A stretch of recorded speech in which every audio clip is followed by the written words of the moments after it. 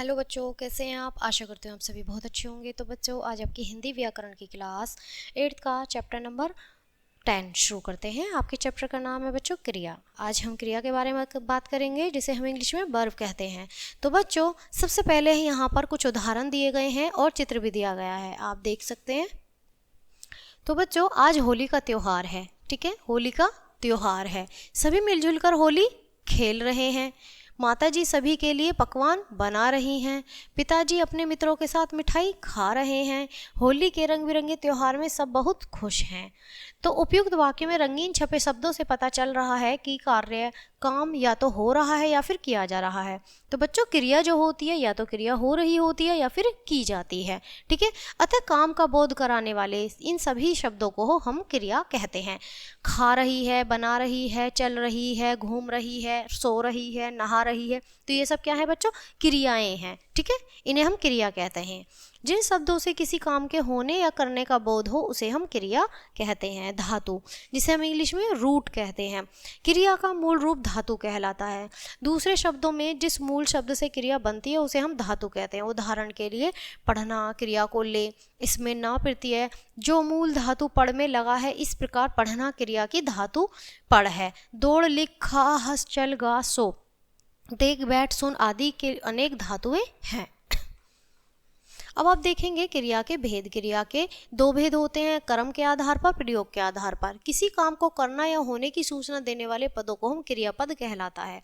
कर्म के आधार पर हमारी बच्चों क्रिया कौन सी होती है? कर्म के आधार पर क्रिया के दो भेद होते हैं, सकर्मक, अकर्मक। तो ये क्या है? कर्म के आधार पर। सबसे पहले सकर्मक क्रिया कौन सी है? जिन क्रियाओं का कर्म होता है और क्रिया कर्म फल पर पड़ता है उन्हें हम सकर्मक क्रिया कहते हैं। जैसे नीलम पुस्तक पढ़ती है, प्रियांशी खाना बनाती है, चंदन घर जाता है और रत्ना गा रही है। उपयुक्त वाक्य में पुस्तक, खाना, घर और गाना कर्म है, अतः इन वाक्यों में प्रयुक्त क्रियाएं सकर्मक है।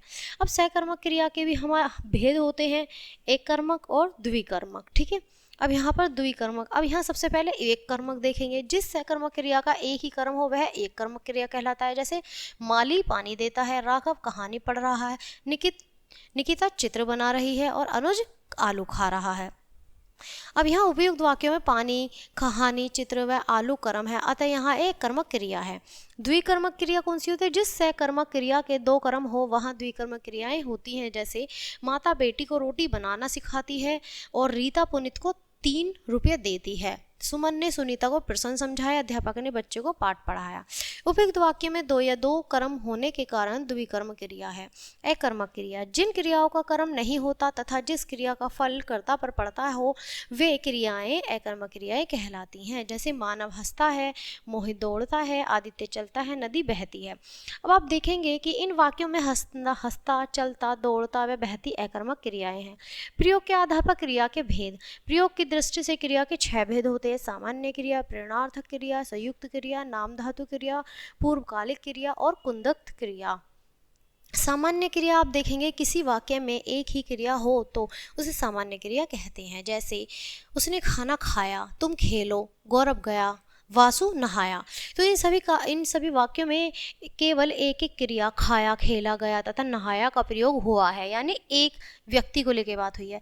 ऐसी क्रियाएं सामान्य क्रिया कहलाती हैं। अब संयुक्त क्रिया कौन सी होती है बच्चों? संयुक्त क्रिया में किसी वाक्य में एक से अधिक क्रिया होती हैं तो उन्हें संयुक्त क्रिया कहते हैं। जैसे पिताजी कार्यालय से लौट आए, रेलगाड़ी चल पड़ी, प्रीति ने भोजन कर लिया, दीपक से गिलास टूट गया।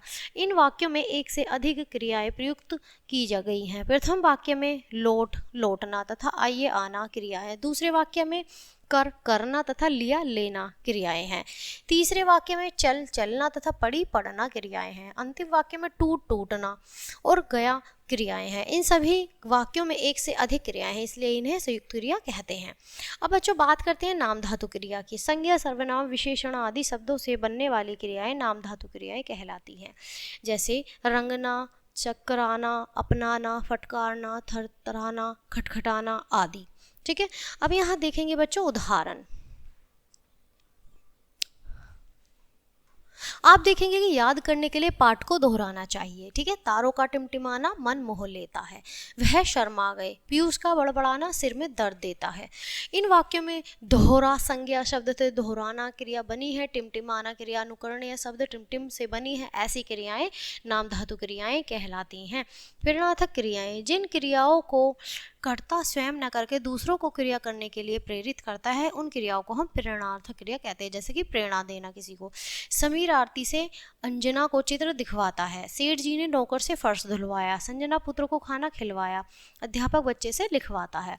तो इन वाक्यों में दिखवाता, धुलवाता, खिलवाया, लिखवाता क्रियाएं हैं। ये सभी क्रियाएं क्रमश आरती, नौकर, पुत्र और बच्चे के द्वारा हो रही हैं, परंतु इन क्रियाओं को करने के प्रेरणा समीर, सेठ जी, संजना और अध्यापक दे रहे हैं। ऐसी क्रियाएं प्रेरणार्थक क्रियाएं कहलाती हैं।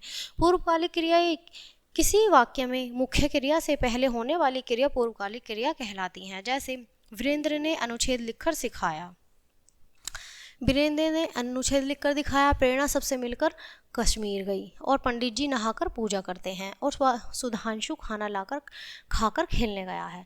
तो इन वाक्यों में लिखकर, मिलकर, नहाकर और खाकर पूर्वकालिक क्रियाएं हैं। मूल धातु के साथ कर अथवा करके प्रयोग करके पूर्वकालिक क्रिया बनती हैं। कुंदक्त क्रिया, ठीक है, जो क्रियाएं किसी शब्दों के अंत में प्रत्यय लगाकर बनती हैं उन्हें हम कुंदंत क्रियाएं कहते हैं। जैसे चल, लिख, पढ़ आदि मूल धातुएं, हम इनके साथ ता, ना, कर आदि प्रत्यय लगाकर क्रिया बनाती हैं। ऐसी क्रियाएं कुंदंत क्रियाएं कहलाती हैं। जैसे पढ़ जमा ना, तो क्या हो गया, पढ़ना। लिख जमा ना, तो लिखना। पढ़ जमा ता, पढ़ता। लिख जमा ता, लिखता। पढ़ जमा कर, पढ़कर। लिख जमा कर, लिखकर।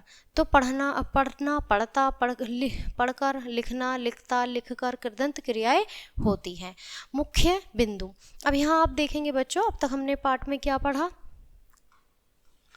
जिन शब्दों से किसी का काम करना या होना पाया जाता है उन्हें हम क्रिया कहते हैं। क्रिया दो आधारों पर बांटी गई है, कर्म के आधार पर और प्रयोग के आधार पर। क्रिया का मूल रूप धातु कहलाता है। कर्म के आधार पर क्रिया के दो भागों में बांटा गया है। प्रयोग के आधार पर क्रिया के 6 भेद होते हैं, सामान्य क्रिया, संयुक्त क्रिया, प्रेरणार्थक क्रिया, पूर्वकालिक क्रिया, नाम धातु क्रिया और कृदंत क्रिया। ठीक है, तो ये क्रियाएं होती हैं बच्चों हमारी। इनके सभी तरीके के मैंने आपको सारे भेद बता दिए हैं। तो बच्चों हमारा पाठ यहीं ख़त्म होता है। मिलते हैं इसी तरह आपसे एक अच्छे से पाठ के साथ। तब तक के लिए बाय, थैंक्स फॉर वॉचिंग।